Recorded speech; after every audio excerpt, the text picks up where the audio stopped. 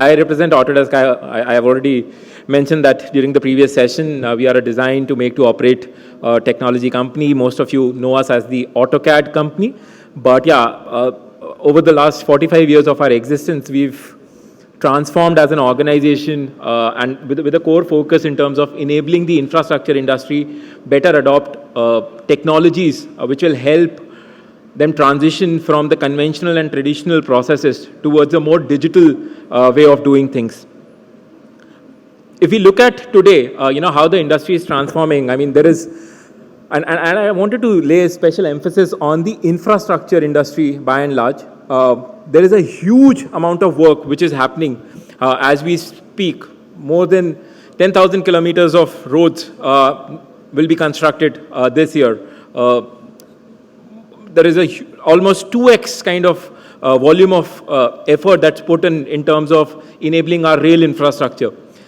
Now, thinking of those kind of huge numbers, doing things conventionally of how we've been operating, of how we've been doing, we might land up in the situation that we are today. And when I say the situation we are, there is a report which was published by Ministry of Statistics which mentioned more than 1,800 projects were overshooting budgets.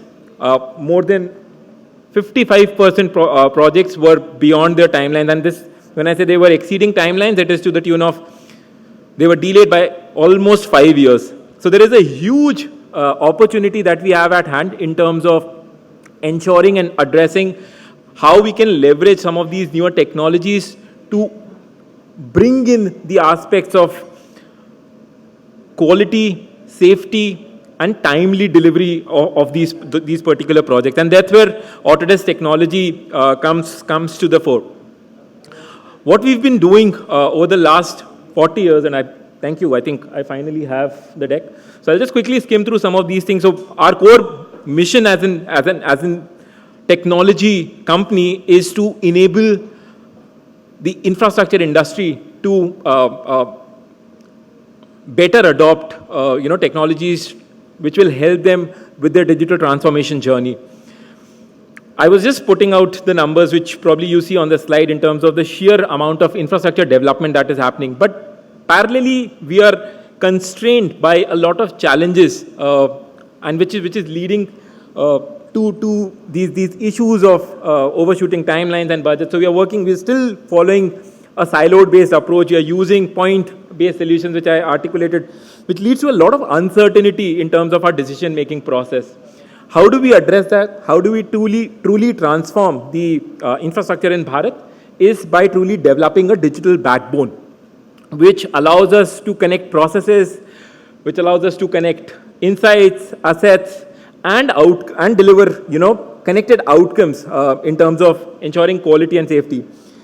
If we look at the industry by and large, there is a huge wave of digitalization which is happening. And again, looking back at the last 5 years, this space has just been accelerating as we speak. There are newer trends, if I talk in terms of technology, that are gaining a lot of momentum. And we keep hearing these buzzwords around building information modeling, artificial intelligence, digital twins. But the question comes, and I think this was raised in the panel before, how do we leverage this? What is the roadmap in terms of what is the path in terms of how do we implement some of these technologies? And that's where we, as a technology provider, would come as that trusted partner in terms of enabling and upskilling your existing people and processes for you to be able to leverage some of these solutions. From a infrastructure or construction industry, this wave of digital transformation is not something new. We've been seeing this for the last 40 years. When people moved away from paper to computer-aided drafting, 20 years back, the move was from 2D to 3D. COVID brought with itself this opportunity to start leveraging cloud-based collaboration mechanisms. And today, we are talking AI and what it can bring in terms of completely disrupting how we work, how we operate, and how we deliver. At Autodesk, we are looking at AI from a slightly different lens. Conventionally, the relationship between engineers or people with machines was pretty one-dimensional. So you provided an input through a keyboard, and the machine, through a GUI used to give you an output. We are trying to, with AI and with conversational technology which is now available, it's completely disrupting of how you engage, how you work with these technology systems. The conventional thought which comes to mind, and I believe that's one of the biggest discussion points whenever a conversation around AI crops up, is whether it will lead to job losses, job cuts. We are seeing some of that happen, but is it directly an outcome of AI? Not essentially. I feel it is more in terms of people not being capacity ready or skill ready for them to be able to adopt the change of time, adopt with the change of time. So what we feel is AI will be an enabler. It will help from three different angles. One, it will help automate a large part of our workflows. It will assist by enabling better data points access in terms of our decision-making process, and it will augment our workflows better.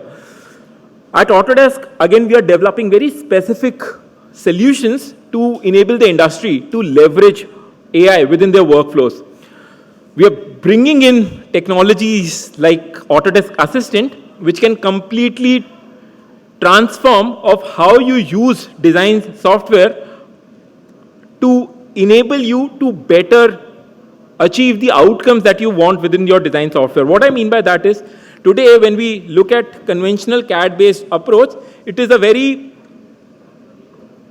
tedious and cumbersome process where you start defining certain inputs and a lot of data we are not able to evaluate, because again, it's kind of hard-coded in a way. Now what AI allows me to do is go very granular in terms of the information which is captured within the model to evaluate, again, from different points of view, whether it be in terms of ensuring the drawings that I'm creating are consistent with the standards that are defined, whether all the parameters and the properties that are needed from a compliance standpoint, whether they're categorically captured in the model. So you can have like a complete conversational approach to your design review process, and it gives you much better context.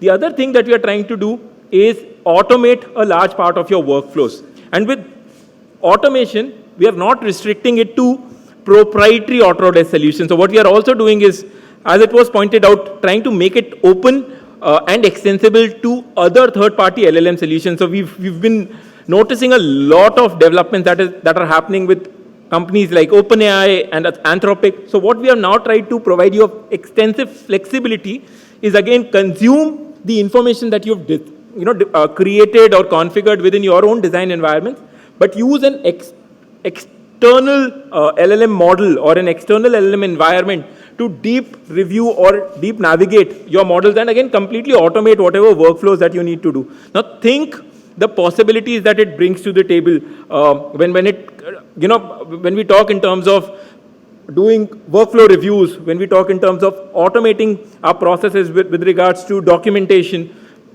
And the last piece is more from a actual generative AI functionality perspective, where we've brought in this neural CAD technology where you can specify, bake in your own constraints, and it will automatically do that optioneering for you. So you can use it of how today, when we think of OpenAI, I think the most use we are doing it is for creating documents. Now think it from an engineering standpoint. So you can feed in all your engineering constraints, and the application will do the entire design. And when I say design, it is across the board. It is buildings, it is linear infrastructure, it is manufacturing. So these technologies have real relevance across the board. It will allow you to evaluate hundreds or thousands of different design alternatives across a huge number of design constraints that you bake in your models. Think of the time saving that you can achieve in line with the outcomes that you want to deliver. It could be sustainability, it could be timely delivery of projects, it could be ensuring the projects are well planned and delivered on defined budgets. And today, again, we are just adding on more and more capabilities. So today, automatically, the application, so any update from site from a progress perspective, any photo taken, the application should be able to automatically identify issues. It is automatically able to add specific tags pertaining to the components, the elements that are visible in that photograph, baking in more and more data points, which then can be evaluated by the AI from a risk perspective. So in terms of overall project delivery, what it will automatically run validation at the back end in terms of quantifying the risk associated with specific projects on different data points. So that's all something which is happening at the back end. So today, I'm just out of time. Just wanted to conclude by saying, so today what we are trying to address is implement the technologies that are shaping up in terms of transforming the digital landscape of construction. And we are taking a pretty holistic approach in terms of addressing the project from the entire life cycle perspective, right from conception through into operation, so that you have a streamlined thread which provides you continuous information in terms of any data point you need in terms of understanding where you are within the particular project. We have a booth, happy to connect with you individually. Thank you so much for your time and appreciate your time today.